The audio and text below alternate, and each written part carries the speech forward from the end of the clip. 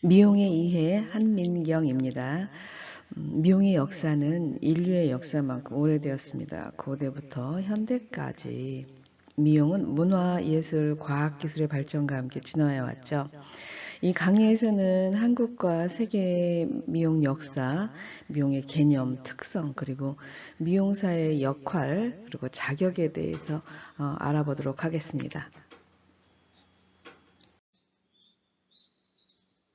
미용의 기호와 정의, 미용의 정의 한번 볼게요. 미용은요, 고객에게 안전하고 위생적인 서비스를 제공하기 위해서 공중위생관리법을 기반으로 하고 있습니다.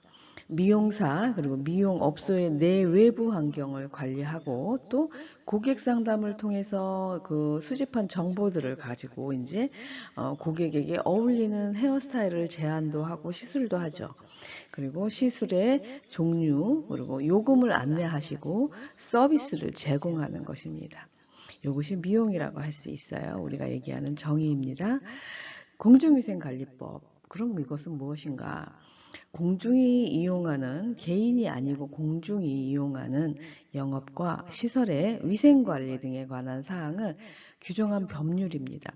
1999년 2월 8일에 제정되었고 이 법은요 공중위생 영업의 위생 수준을 향상시키고 국민의 건강 증진에 기여함을 목적으로 하고 있습니다.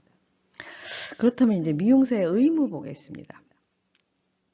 공중위생 영업자인 미용사는 이용자에겐 건강상의 위해 요인이 발생하지 않도록 규정에 따른 시설과 설비를 위생적이고 안전하게 관리해야 하는 의무가 있습니다.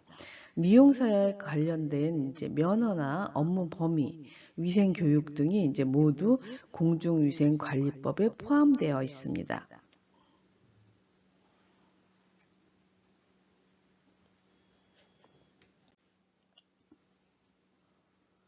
미용의 특수성과 과정, 미용의 특수성을 먼저 보도록 하겠습니다. 미용은 그림, 조각, 건축, 조경과 같은 조형 예술이죠.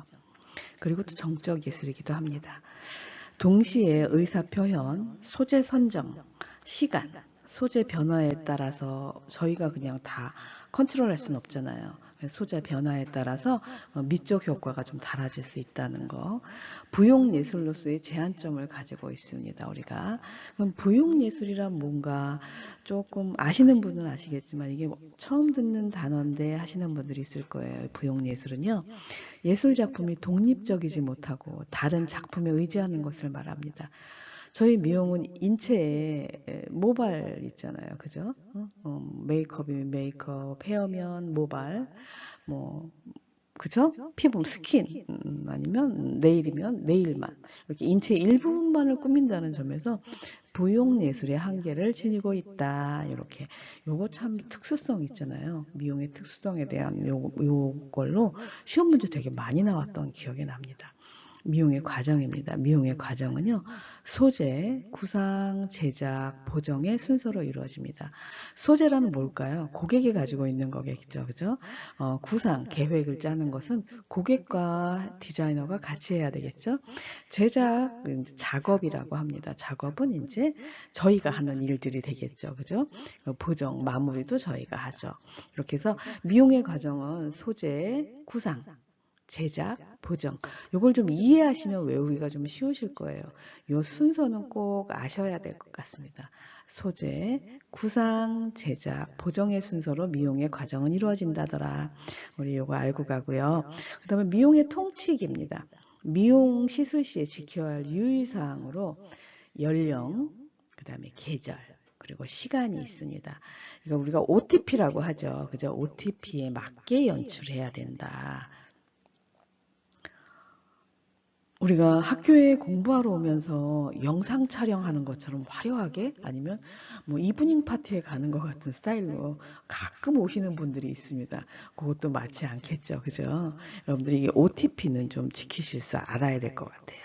다시 한번 얘기할게요. 오션, 목적입니다. 그 다음에 플레이스, 장소 얘기하고요. 시간, 타임, T, 그죠?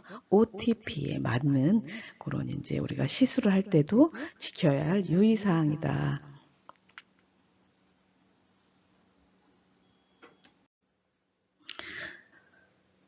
미용사 자격증의 변화입니다. 1983년 미용사 일반 자격증이 생겼습니다. 헤어, 네일, 눈썹, 메이크업, 스킨케어까지 모든 업무가 뷰티 관련한 모든 업무가 가능했습니다. 이때는 저 같은 경우도 퍼머넌트 하고 퍼머 고객 중간에 이제 자연 방치하는 타임 있잖아요. 그 타임 때는 네일 서비스 해드렸고요. 그리고 이제 끝나고 나면 퍼머넌트 끝나고 나면 눈썹 정리해드렸던 거 생각나고요. 업스타일 고객님들 오시면 업스타일 하고 나서 메이크업 했었던 생각이 나고요. 메이크업 하기 전에 스킨케어도 이제 했었습니다. 이렇게 해서 저희도 저 같은 경우도 이거를 업무를 다 했던 미용사 일반 자격증에 이제 종합 자격증인 거죠. 요때 이제 사람인 것입니다. 2008년 1월 1일 이제 미용사 피부 자격이 분리가 됐습니다. 미용 업무가 너무 많이 이제 다 겹쳐지니까 좀 전문성이 떨어진다 해서 이제 자격이 분리가 되면서 미용사 일반은 헤어, 네일, 눈썹, 메이크업 업무 가능하고요. 미용사 피부는 스킨케어, 제모, 속눈썹 업무만 이제 하게 됐습니다. 그렇게 2008년도까지 가다가 다시 이제 네일 자격이 분리가 됩니다. 2015년이었죠. 2015년 4월에 미용사 네일 자격이 분리가 됩니다. 미용사 1번은 헤어, 눈썹, 메이크업 업무 가능하고 미용사 피부는 스킨케어, 제모, 눈썹 업무 가능하게 됐고요. 미용사는 이제 네일 미용사는 손톱, 발톱, 손질하는 걸로 이제 이렇게 나누어졌습니다. 그러다가 다시 2016년에 9월에 미용사 일반, 미용사 피부, 미용사 네일, 그리고 미용사 메이크업까지 해서 메이크업 자격까지 해서 이제 4가지로 이렇게 분리가 됐죠. 지금 현재까지 오고 있는 것입니다. 그래서 이렇게 변화되었던 관영을 여러분들이 좀 알고는 계셨으면 좋겠습니다. 그러면 이 미용사 자격증의 큰 나무 있잖아요. 사과나무라고 하면 이 사과나무의 기본은 몸통은 미용사 일반이고요. 헤어가 되겠고요. 그리고 옆으로 이제 피부, 그다음에 네일, 메이크업이라는 가지가 뻗어나왔다고 생각을 하시면 되겠습니다.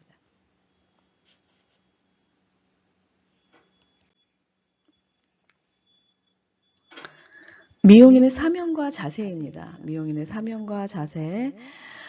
미용사는 미적, 문화적, 위생적 측면에서 사회에 공헌한다는 사명감을 갖고 미용사로서 직업적, 인간적 자질을 갖추는데 힘써야 한다고 생각합니다. 미용사의 사명입니다. 올바른 자세는 우리가 미용할 때 올바른 자세예요. 두 발을 어깨 너비 정도로 이제 벌리고 허리를 세워서 몸 전체의 균형을 잡고 하셔야 됩니다. 작업 대상 있잖아요. 고객의 위치는 작업대의 심장 높이와 평행한 것이 바람직합니다. 그러니까 디자이너의 가슴 높이였으면 좋겠고요. 그리고 이제 작업에 따라서 자세를 이제 변화시키기도 하지만 적정한 힘을 배분해서 작업을 하셔야 되고 작업 대상과 고객과의 거리는 눈에서 30cm 정도 25에서 30cm 정도가 적당합니다. 실내 조도는 미용 작업 시 실내 조도 있죠. 75룩수 이상이어야 됩니다. 이거는 우리가 나중에 공중위생관리법에도 이제 적시가 되어 있습니다. 여러분들이 이제 우리가 커트를 하거나 네이프, 목선 같은 곳을 이제 커트하거나 퍼머 와인딩 할 때 고개를 많이 숙이고 엉덩이를 내밀고 시술하시는 경우들이 있어요. 그거보다는 고객 의자 있잖아요. 의자를 업시켜서 하시든가 아니면 약간 무릎을 굽여서 허리를 이제 엉덩이를 빼는 것이 아니라 기마 자세 같은 느낌 그런 정도로 자세를 잡고 하시는 게 좋습니다. 그게 올바른 자세라고 되어 있습니다. 여러분 이거 한번 보시고 요거는 알고 계셔야 돼요. 대상과의 거리는 30cm, 실내 조도는 75룩수 이상. 그리고 자세는 가슴 높이, 그죠? 이 정도는 여러분이 알고 가셔야 됩니다.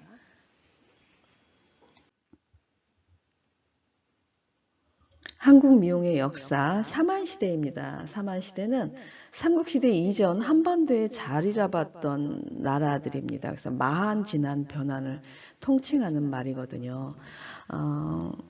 이 사만시대에는 신분에 따라서 다양한 머리 스타일이 존재했어요. 노예와 포로는 머리를 깎아서 신분을 표시했고요. 지도자들은 관모라는 특별한 모자를 이제 썼습니다. 그리고 변한인들은 또 문신을 하는 것이 유행이 돼서 문신을 하였고, 진한인들은 또 이마를 넓히고 눈썹을 진하게 그리는 그런 스타일이 또 유행을 했다고 합니다. 그래서 뭐 눈썹을 뽑기도 했다고 해요. 넓히기 위해서.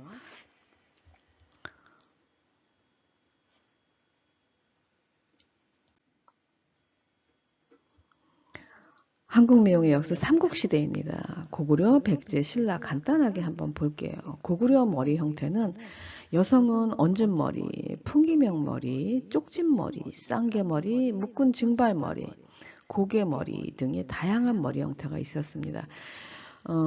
이렇게 다양한 머리 형태를 가졌고 또 이제 머리 수건 형태의 건귀기라는 것을 착용을 했어요. 남성은 상투를 틀었고 직위에 따라서 금이나 비단, 천 등으로 만든 관이나 건, 절풍 등을 착용했습니다. 머리에 쓰는 모자 같은 거라고 보시면 되겠죠. 그리고 백제의 머리 형태는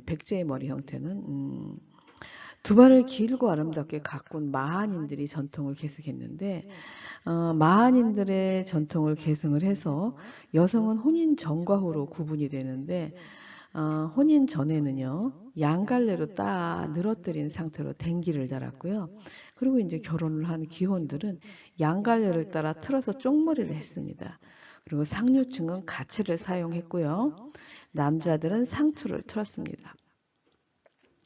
신라에서는 신분과 직위를 두발 모양으로 했습니다. 표현했어요. 그래가지고 가채를 사용한 장발, 그 다음에 백분, 연지, 눈썹 먹 등의 화장 제품도 사용을 했고요. 화장품 사용했고 남성도 화장을 했습니다. 특이한 게 남성의 화장, 향수 사용을 했고 이제 이런 것들이 이제 제조되고 사용되었다는 거. 좀 특이하죠. 그죠? 신라 시대에 벌써 남성 화장이 뭐 지금 현대 들어서 있는 것이 아니냐. 근데 그게 아니라는 거죠. 신라 시대 때부터 남성 화장 제품이 이렇게 많이 유행을 했다는 거. 한국 미용의 역사 통일신라 시대로 한번 가보겠습니다. 통일신라 시대에 이제 화장품 제조 기술이 발달을 했어요. 그리고 화려한 화장술도 등장을 했고 다양한 빛도 나옵니다. 화장품을 담을 수 있는 화장합 있죠. 토기부나 향유병 등이 제조되었습니다. 화장품 용기인 거죠. 그죠? 이렇게 화장품 제조가 발달되면서 이제 이런 걸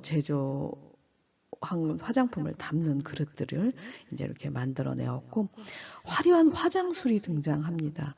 통일 신라 시대 때는 통일 이전보다 화려한 화장술이 생겼는데 신분에 따라서 이제 머리에 꽂는 장신구하고 빛도 또 유행을 했습니다. 화려하게 이제 움직이는 거죠. 다양한 빛을 사용을 했는데 슬슬 전대모빛이라는 것, 자개장식 빛이라는 것, 대모빛, 소화빛, 그다음에 나무빛 등 다양한 종류의 빛이 사용되었다는 것이 이제 통일신라 시대에 이제 볼 수 있는 것들입니다. 고려 시대입니다. 고려 시대는 이제 분대 화장이라는 것을 했어요. 분을 하얗게 바르고 눈썹을 아주 가늘고 또렷하게 그립니다. 그리고 머리기름을 많이 발라서 깔끔하게 이렇게 분대 화장을 했고요. 그리고 이제 비분대 화장은 이제 어염집 여인들의 화장입니다. 분대 화장보다는 화려하지 않은 비분대 화장이 있었다는 거. 그다음에 화장품과 기술의 발전은 이제 손과 얼굴을 부드럽고 희게 만들기 위해서 면약을 사용을 했고요. 일종의 안면용 화장품으로 나와 있습니다. 그래서 면약을 사용을 했고 두발 염색도 있었습니다. 그리고 이제 관에서는 거울 제조 기술자, 빛 제조 기술자를 따로 두어서 이렇게 운영을 했다고 합니다. 지금 같은 때는 뭐 여기저기 돌려 보이는 것, 버리는 것들이 이런 것들인데 이때는 굉장히 귀했었겠죠. 그죠?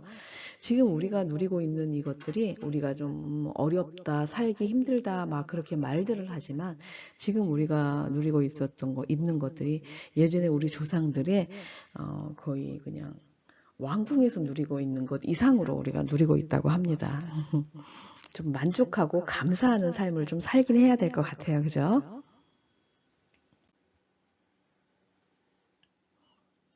조선시대입니다. 이 시대에는 피부 손질이 매우 중요했습니다. 사람들이 장분을 물에 개어서 얼굴에 바르는 담장 화장을 했어요. 그리고 이제 지금의 이제 기초 화장품이라고 할 수 있는 거죠. 그런 것들이 없었잖아요. 이 시대에는. 그래서 이제 밑화장을 해야 되니까 참기름을 얼굴에 발랐습니다. 참기름 여러분들 아시죠? 혹시나 모르시는 분들이 있을까봐 동양 음식에 매우 자주 사용되는 식용유입니다. 동아시아 문화권에서 자주 쓰이는 이제 대표적인 식물성 기름이고 유럽에서 사용되는 올리브유와 비슷한 입지라고 생각을 하시면 될 것 같아요. 그리고 이 참기름이 여러분들 그거를 1도 화상에 바르는 화상 연고 중에 참기름 주성분인 연고가 있다고 합니다. 이게 한번 집에서 참기름이 좀 여유가 있으시면 워낙에 비싸잖아요. 여유가 있으시면 얼굴에 한번 바르고 한번 닦아내는 거 한번 해보셔도 좋을 것 같아요. 양쪽 뺨에는 연지를 그리고 이마에는 곤지를 찍었고요. 혼례 전에는 모시실로 눈썹을 제거한 후에 새로 그렸습니다. 이렇게 정교하고 화려한 화장법이 발달했습니다.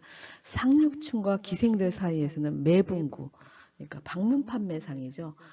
화장품을 가지고 다니는 매분구가 이제 등장하면서 화장품 사용이 더욱 확산되었다고 합니다.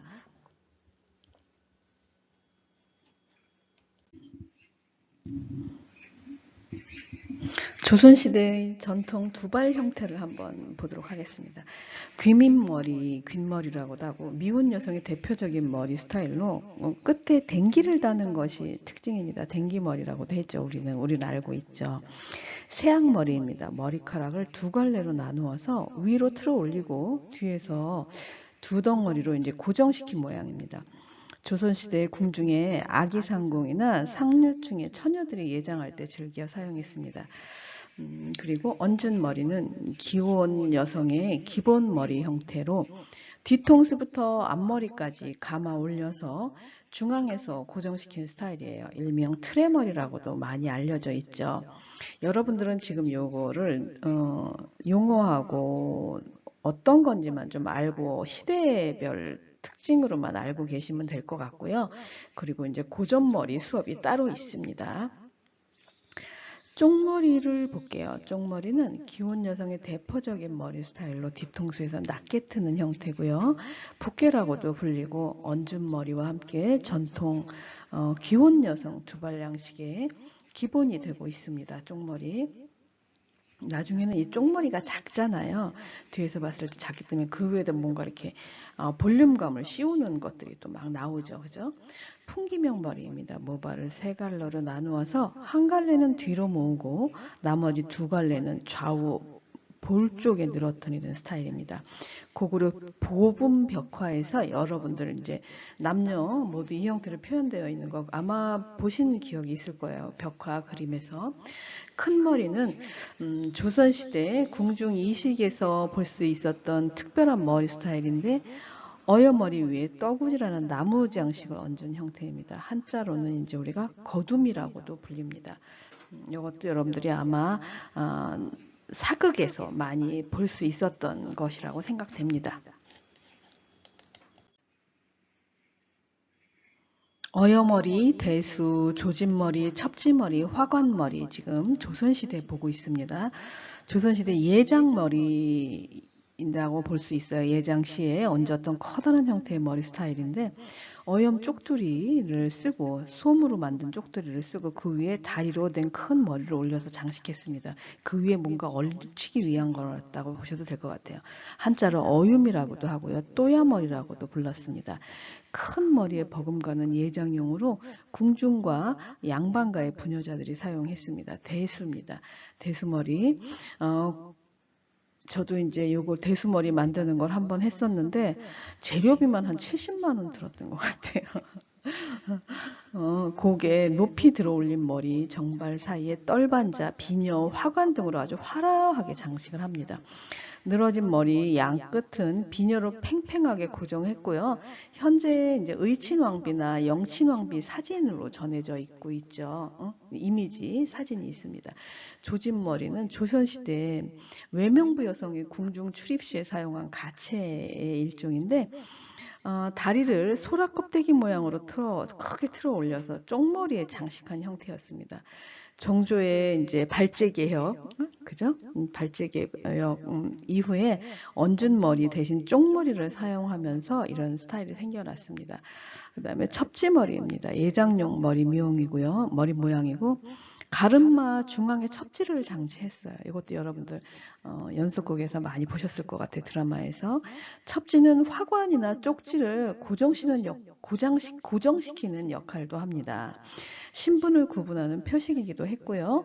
궁중에서는 평상시에는 첩진머리를 하다가 갑자기 쪽두리나 화관을 쓰게 되면 그 위에다 그냥 딱 쓸 수 있죠. 그런 용도로도 썼다. 화관머리는 궁중 의식이나 양반가의 혼례, 경사 등의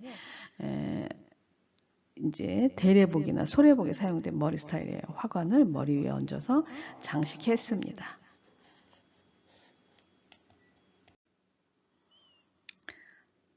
낭자 쌍개머리입니다. 지금 조선시대예요.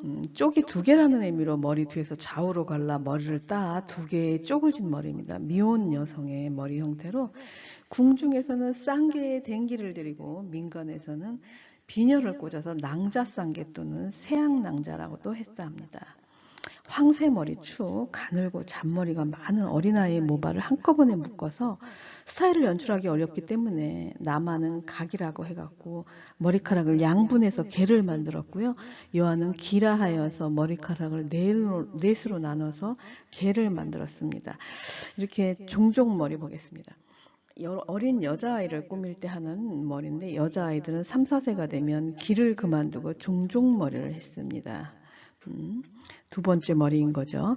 앞가르마를 중앙에 타고 양쪽을 딸 수 있게 2등분 또는 3등분해서 종종 따서 뱃시 두 개를 갖다가 가르마 중앙에 오게 하고 귀 밑에서 다시 합해서 따은 다음에 다시 합해서 다시 매고 그 끝에 어린이용 도트락댕기 또는 말뚝댕기로 장식한 머리입니다.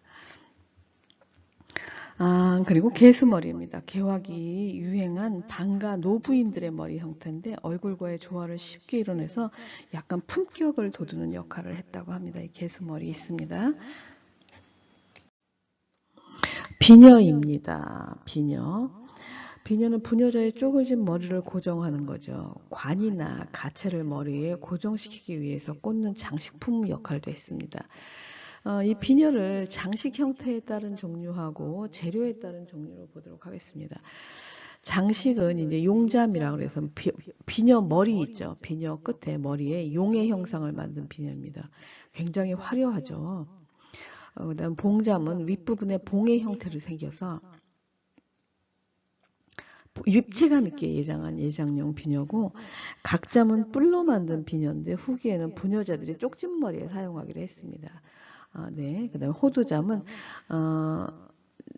그 머리 모양이 호두 모양과 같이 만든 비녀를 호두잠, 국잠은 머리를 국화 모양으로 만든 거, 그다음에 석류잠은 비녀 머리에 석류 모양을 조각해 장식한 비녀입니다. 재료에 따라서는 이제 금잠이라 해서 금으로 만든 거, 은잠은, 옥잠은 비치는 비치잠, 그다음에 산호장은 산호로 만들었다 해서 이렇게 해서 재료에 따라서도 이름을 만들어 놓기도 했습니다.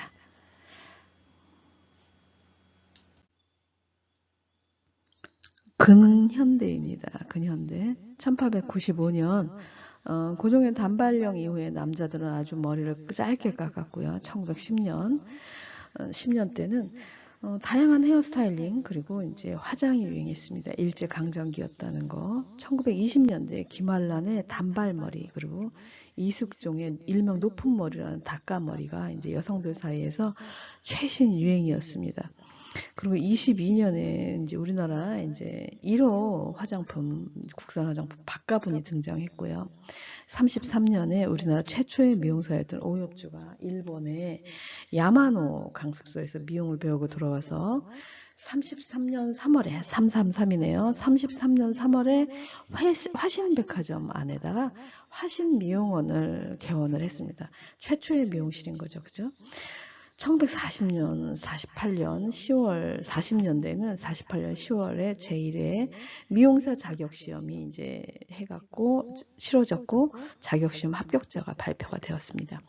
해방 이후 김상진이라는 분이 현대미용학원을 설립했고요. 6.25 이후에 정화미용고등학교, 그죠? 예림미용고등학교 등이 설립이 되었습니다. 외국의 미용입니다. 외국의 미용 고대 보면 중국은 기원전 2200년경부터 미분을 사용했어요. 은나라 때부터 연지 화장을 했고요. 그 다음에 진시황 때 이제 연지와 백분가루를 사용을 했고요. 백분을 사용했고 그리고 이제 눈썹 그리기가 인기를 끌었습니다. 당나라 현종 시기에는 신미도라는 10가지 눈썹 모양 있죠. 그리고 눈매 화장법이 유행했고 여성들이 다양한 눈매 연출을 즐기곤 했습니다. 수화 미인도에서는 인물상에다가 액황을 발라서 입체감을 주었고 홍장이라서 해서 백분을 바른 후에 연지를 덧바르는 것입니다. 이것도 이제 많이 쓰여졌다. 그리고 이제 이집트입니다. 이집트는 고대 미용의 발상지죠. 고대 미용의 발상지. 이집트 우리 알아야 됩니다. 그죠? 약 5,000년 전 서양 최초로 화장을 시작했어요. 5,000년 전에 화장을 시작했다더라. 더운 기후로 인해서 머리를 짧게, 두발을 짧게 만들고요. 가발을 이용했습니다. 나일강 유역의 알카리성 진흙 있죠. 퍼머 약재도 이제 우리가 알카리성이잖아요. 이 알카리성 진흙을 머리카락에 바르고 둥근 막대기에 감고 태양열을 이용해서 웨이브를 만든 것이 퍼머넌트의 기원이 되어 있습니다.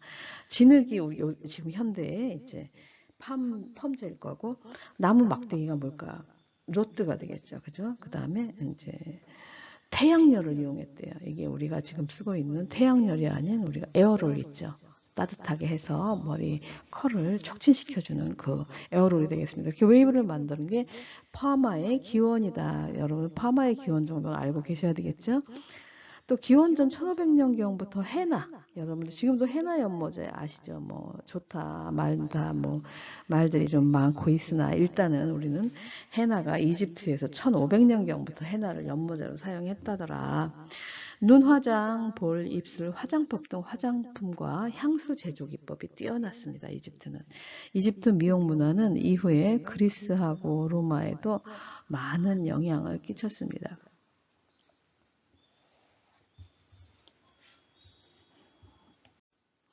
그리스입니다. 고대 그리스의 가장 일반적인 머리 모양은 자연스럽게 묶거나 중앙에서 이제 갈라서 뒤로 넘긴 고전적인 스타일이었습니다.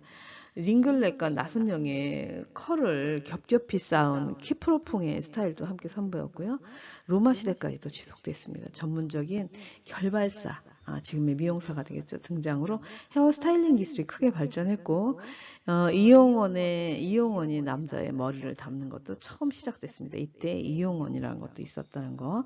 로마입니다. 로마인들은 헤어 블리치, 염색을 사용했어요. 화장 재료로는 백연이나 백목을 사용하고 입술 연주에는 식물성 염료를 발랐고요. 고체 그림, 액체 크림, 그 다음에 분말, 향료 등 다양한 제품이 있었고 이를 담기 위한 용기 기술도 발달했습니다. 서기 13세기경에는 향수 제조 기술도 등장했고요.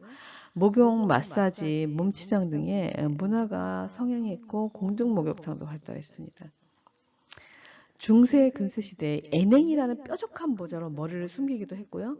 흰 피부를 선호해서 남이나 밀가루 가루 등을 바르거나 체열하기도 했습니다. 피를 뺐다는 거죠. 이제 하얘 보이기 위해서. 17세기 초반 최근의 남자 결발사인 이제 최초의 남자 결발사인 샴페인이 등장을 했습니다. 샴페인 최초의 결발사입니다. 프랑스의 캐서린 오프 메디시 여왕이 이제 이탈리아의 결발사, 가발사, 향장품 제조 기사들을 초청해서 근대 미용의 기반을 다졌습니다. 18세기에 화장수인 오데코롱도 발명이 됐습니다.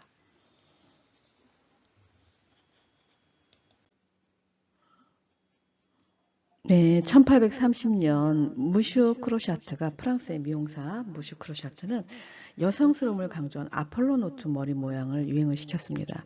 1867년에 과산화수소를 블리치제로 사용했고요. 75년에는 또 프랑스의 마셸 그라또가 마셸 아이론을 이용해서 발명해서 프랑스의 마셸 웨이브를 창조를 했는데 이 마셸 아이론이라고 하면 여러분들이 아는 아이론의 뚜껑 있지 않습니까?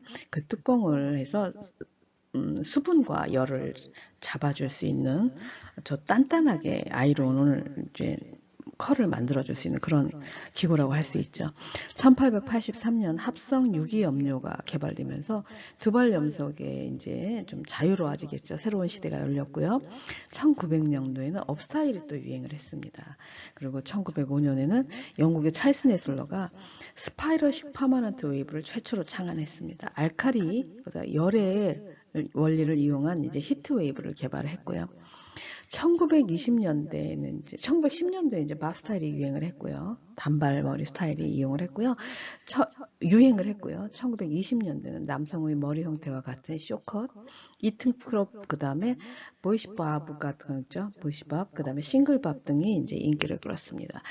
1925년에는 독일의 조셉 메이어가 크로키노이식 히트 퍼머넌트 웨이브를 창안했고요. 이 방법으로 인해서 여러분들이 이제 짧은 머리 펌 시술이 가능해진 거죠. 이렇게 보고 다음으로 넘어갈까요? 다음 연도는 뭐가 있을까요? 여러분들이 여기서 이제 열 알칼리 있잖아요. 찰스 네슬러의 알칼리와 열을 이용한 히트웨이브는 클립을 모발에 감고 그 위에 붕사와 물을 이제 페이스트 상태로 섞어서 모발에 바른 다음에 은박지로 싸고 일일이 가열해서 웨이브를 만든 걸 얘기합니다.